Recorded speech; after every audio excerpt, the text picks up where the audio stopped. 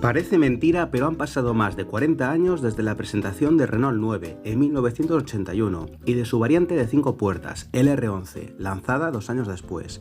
Una época donde asistimos a un verdadero esplendor automovilístico por varias razones que os comento más adelante. Nuestro protagonista monta el incombustible motor diésel 1.6 de 55 caballos, asociado al acabado GTD, que le permiten calificarlo como una especie de pionero en la industria, al ofrecer una mecánica diésel de bajo consumo envuelta en un formato familiar, y todo ello por un precio accesible y razonable para las crecientes clases medias españolas y europeas. En este vídeo os voy a contar por qué fue importante el Renault 9 en su momento, abordaremos su evolución respecto al pasado y al futuro, os contaré algunas curiosidades y por supuesto nos montaremos a bordo y nos centraremos en la joya de la corona, su propulsor tractoril. Como siempre, no olvides suscribirte y activar la campanita para no perderte próximos vídeos. Ahora también puedes convertirte en miembro del canal. Tienes más información en la cajita de descripción del vídeo. El R9 es importante desde un punto de vista automovilístico por dos razones. La primera es que es una berlina media que ayudó a ampliar, junto con otros muchos ejemplos, el catálogo de oferta disponible para el español medio en este caso. Y en segundo lugar, porque ayudó a popularizar bastante el motor diésel en un momento, en un tiempo en que estas mecánicas de gasóleo eran todavía prácticamente tabú.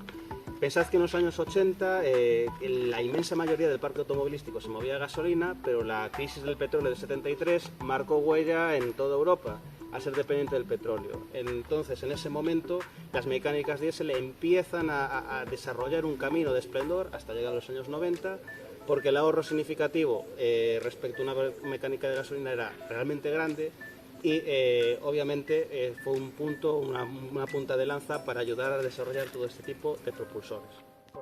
De entrada, los 9 y 11 representan un cambio de rumbo en la marca francesa, que abandona definitivamente los motores colocados detrás y la propulsión trasera para una disposición mucho más acorde a los tiempos, de todo delante.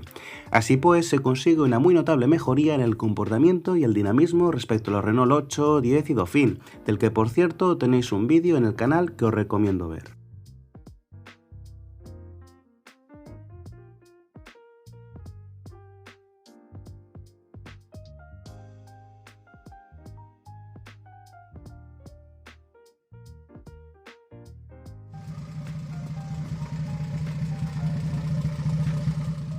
El 9 se configura como un coche puramente pensado para las familias, más grande, capaz, equipado y seguro que los Seat 850, Simca 1000, Renault 6 y Citroën Dian 6, por citar algunos ejemplos que poblaban las carreteras de entonces.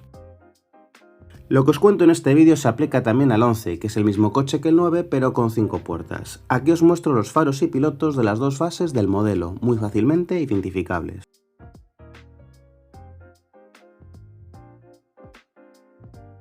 Los 9 y 11 se definen como vehículos compactos del segmento C, más que por berlinas medias, hueco que ocuparían los Renault 18 y 21, y que a su vez ocuparan los Renault Dauphine 8 y 10. Por tanto, sucederían al Renault 14, viniendo después los Renault 19 y las sucesivas generaciones del Megane.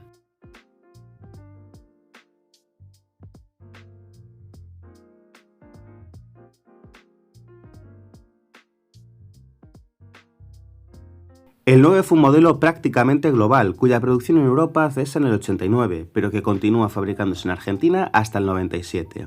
En España se ensamblarían 245.000 unidades en las instalaciones de Palencia. Hecho a destacar es que el Renault 9 fue el vehículo diésel más vendido en España en el 84, lo cual da una muestra de la importancia estratégica del modelo y de la aceptación por parte de los consumidores.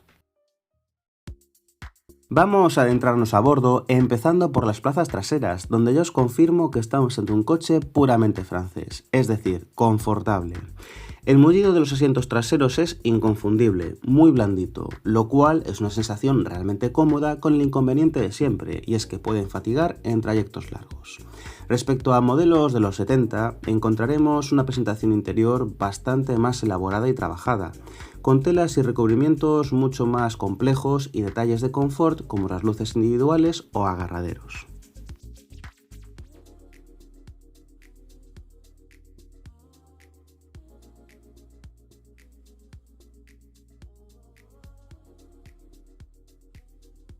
Lo mismo podemos decir de las plazas delanteras, con un salpicadero infinitamente más elaborado que el de un Renault 10, por ejemplo. Del cuadro de instrumentos, que por cierto me encanta, podemos destacar la ausencia de contrarrevoluciones, carencia muy habitual en casi cualquier diésel de entonces. Al poner el contacto podemos verificar el nivel de aceite del motor, y afortunadamente contamos con el termómetro de refrigerante, aunque al estar el motor delante, la refrigeración está mucho más conseguida.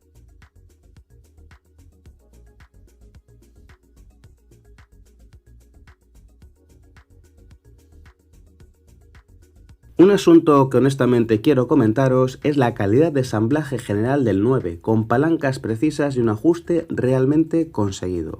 La verdad es que me da la impresión de que se encuentra mejor hecho que la primera generación del Megane, un coche lanzado 15 años después.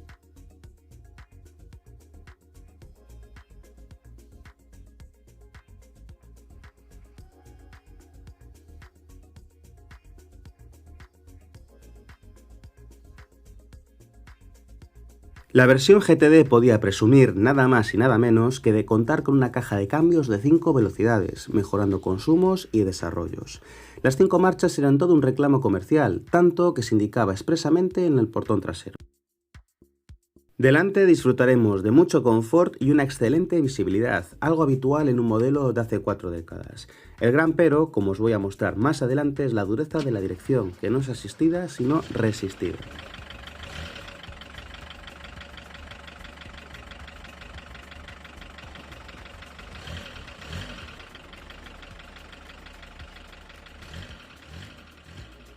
Este es el equipamiento de dos acabados de los 9 y 11, la terminación básica GTL, que cuenta con lo mínimo pero prescinde de elementos de confort como los elevalunas eléctricos delanteros o el cierre centralizado, y el acabado TS, que es bastante más completo. Por lo que respecta al precio, el 9 es realmente competitivo, ya que un Golf es hasta un 50% más caro y un Seat Ronda Diesel, que a priori es más viejo, más veterano, es incluso más caro. Llega el momento de detenerse con el auténtico protagonista de este vídeo y es el motor GTD, una auténtica piedra que se hace notar, y tanto, pero con un consumo ridículo. Bueno, esta es digamos, la joya de la corona del coche, el que le da razón de ser, y no es más ni menos que un motor poco menos que de tractor. De tractor porque es un bidiesel a la antigua usanza, puro, robusto, simple y muy fiable, y por si fuera poco con un consumo ridículo incluso para los estándares actuales. Tenemos un bloque de 1595 centímetros cúbicos, por supuesto 4 cilindros y atmosférico. Ni qué decir de common rail, ni turbocompresor, nada de nada. Es lo más sencillo que puede existir, de ahí que os diga que poco menos que es un motor de tractor. Son 55 caballos, con lo cual para conducir este coche por carretera secundaria con tráfico hay que tener mucha paciencia y para adelantar directamente hay que tener valor, pero a cambio en el año 82, en la década de todos los 80, nos ofrecía un consumo real en el torno de 5 litros, incluso algo menos, lo que supone pues un 70, 80, 90% menos que su homólogo de gasolina. En ese momento, imaginad, tenemos un R9 con motor gasolina con un consumo real de 9 a 10 litros, que venga esta versión GTD a mitad de consumo, pues será un revulsivo, un aliciente para su compra bastante importante, aún a pesar de que las prestaciones pues son las que son, ¿no?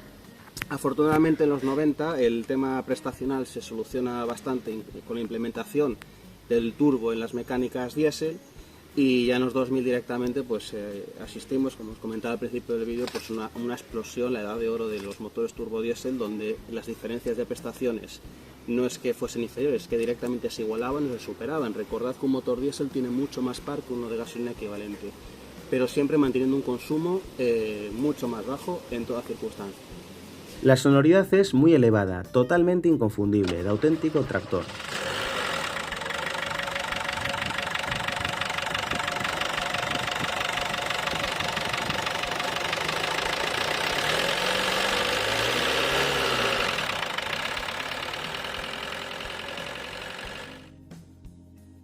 A nivel técnico no encontramos nada especialmente puntero, ya que los escasos motores diésel a principios de los 80 presentan arquitecturas prácticamente idénticas, cuya principal diferencia es la cilindrada.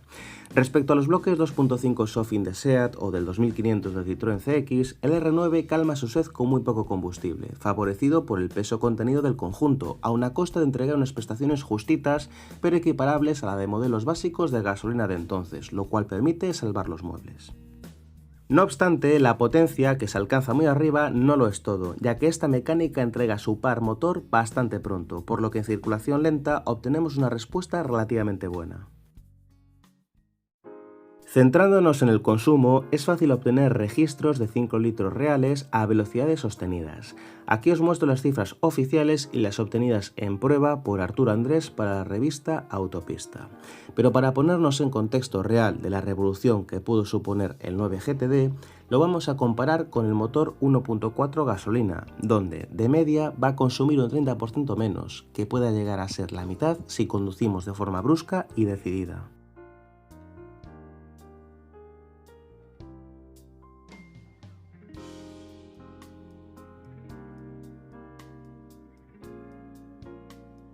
Con el R9 te escucharán llegar a cientos de metros de distancia, pero al margen de eso, si no estamos acostumbrados, la dureza de la dirección será lo que más extrañemos.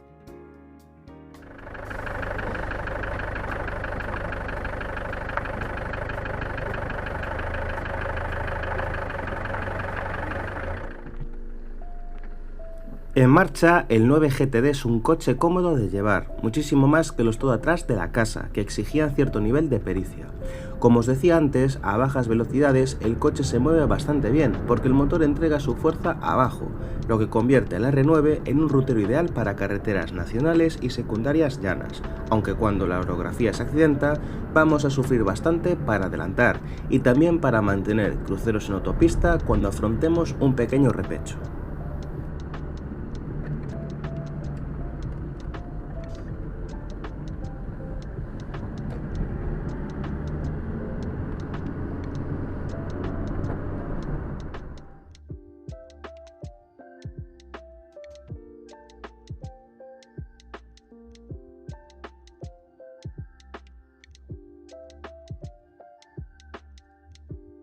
Obviamente, el R9, ya de por sí ruidoso, tosco y humeante como cualquier diésel de entonces, se puede volver un calamar tras medio millón de kilómetros a sus espaldas acelerando a fondo.